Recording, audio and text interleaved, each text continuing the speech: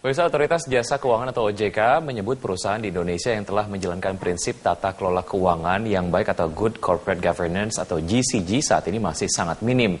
Padahal menurut OJK penerapan tata kelola perusahaan yang baik dapat meningkatkan daya tahan industri jasa keuangan ketika krisis bergejolak. Keuangan menilai penerapan prinsip Good Corporate Governance atau GCG bagi perusahaan sangat penting karena akan berdampak langsung pada perbaikan kinerja perusahaan. Bahkan GCG dapat menjadi senjata untuk menghadapi masyarakat ekonomi ASEAN. Ketua Dewan Komisioner Otoritas Jasa Keuangan Mulyaman Hadad mengatakan GCG dapat dicapai dengan pendekatan budaya. Dan jika sebuah perusahaan tidak menjalankan prinsip GCG dengan baik, maka perusahaan tersebut dinilai seperti badan yang tidak berjiwa, karena hanya berorientasi untuk jangka pendek. Untuk itu, Mulyaman berharap jika penerapan GCG tidak dijadikan sebagai hambatan perusahaan untuk lebih maju, pasalnya perusahaan dengan penerapan prinsip governance yang baik akan membuat perusahaan tersebut lebih memiliki daya tahan dalam menghadapi gejolak dan krisis.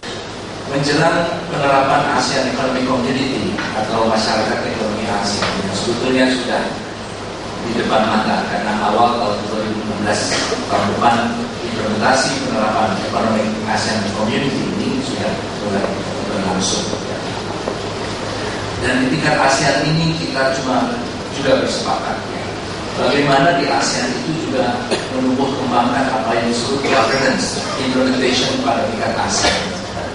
Karena kita percaya penerapan governance ini akan juga terkait langsung dengan performa perusahaan.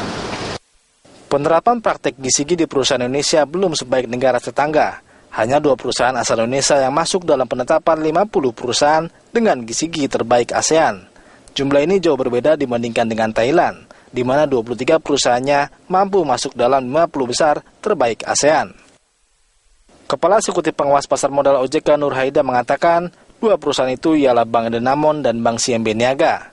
Nur Haida mengakui banyak perusahaan Indonesia yang mendapatkan nilai di atas 50, namun nilai tersebut belum dapat bersaing dengan perusahaan asing. Nah, tetapi kemudian ini potensi.